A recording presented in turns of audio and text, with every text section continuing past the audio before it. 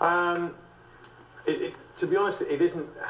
It's not really anything to do with me. I know obviously it's that video and I'm in that video, but I just think some kid in the middle of America decided to play a trick on his friend, and it just grew and grew and grew. So it isn't. It could have been any naff video from the 80s, and he decided to choose mine. So, which is nice, you know, on the one hand, but it's not really in my control. So I just kind of let it go and just, you know.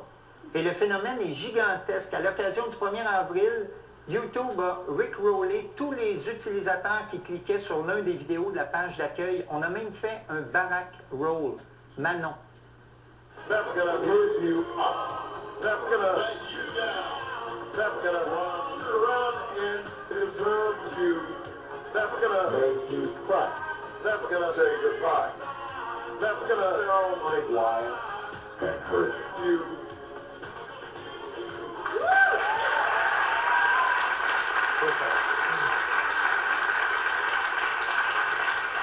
Je connais pas votre niveau d'humour, mais moi, si ça m'arrivait, j'ai l'impression que je me bidonnerais pendant 2 jours. I think it's priceless. It's absolutely brilliant. I mean, it's what I think is amazing about the internet is that it's under people's control. I know, you know, corporations also kind of run the internet to some degree, but people can do whatever they want to do with it, and it's, you know, I think people have got a lot of time on their hands to be able to do that. But I mean, but it's still, you know, it made me laugh anyway. You know, I'm not so sure Barack Obama thinks it's that great, but it made me laugh anyway.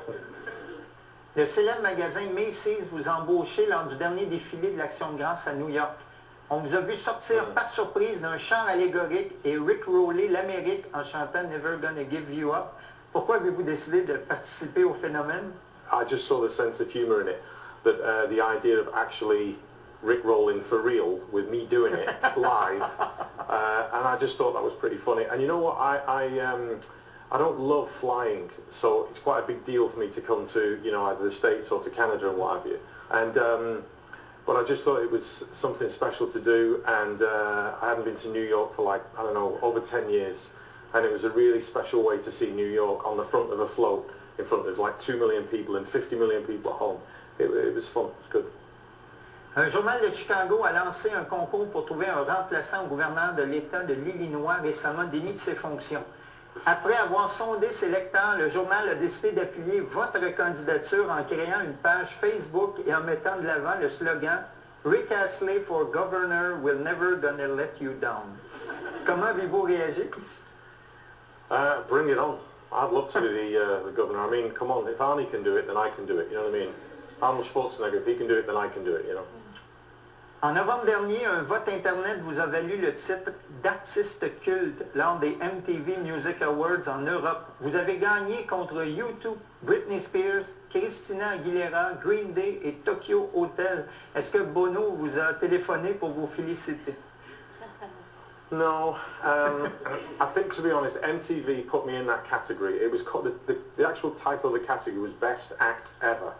So to put me in that category, I haven't done anything for 15 years, you know, so it's pretty crazy. And I think MTV did it to be ironic and funny.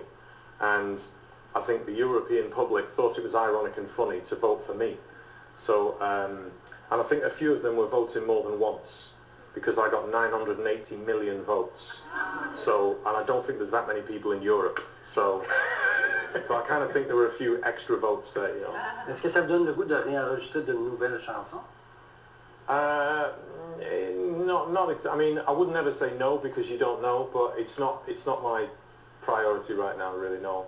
I really like going out and singing my old songs because it's so long ago, it just feels like it's a real memory for me and a good memory and stuff. But because I haven't done it for so long, I think I can laugh and enjoy it. Okay.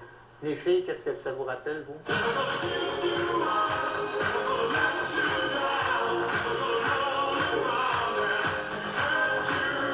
Moi, ça me rappelle l'époque où tu apprends des chansons en anglais et tu dis n'importe quoi dessus. N'importe quoi. Est-ce que tu te rappelles ce que tu chantais? Never gonna give you up, never gonna let you down, never gonna run around and desert to, never gonna make you cry, n'importe quoi. Great. Mais est-ce que c'est le Rickroll et cette espèce de sympathie planétaire qui vous a fait tranquillement quitter votre retraite? No, not really. Actually, about 4 or 5 years ago, I did some very, very small concerts, just singing like old swing things and kind of crooning and stuff. And very small audiences. I mean, about as many people as here tonight kind of thing, like a small intimate thing. Absolutely loved doing it. And then I had an offer to go to Japan to sing my 80s songs. And we did it as a family, and if I'm really honest, I went again because they paid me lots of money, and because I'd been to Japan 3 or 4 times. I'd made commercials in Japan as well, a bit like the Lost in Translation movie, you know, and I loved it. I really liked Japan. But when I actually did the concerts, something clicked in me, and I think there's enough time gone by, like I said, that I can have fun with it and enjoy it. So I think it was going there that did it really, you know. Rick, c'est un plaisir de vous recevoir. Merci beaucoup. Mon plaisir. Bienvenue à Montréal. Merci. Est-ce que vous restez avec nous? Great.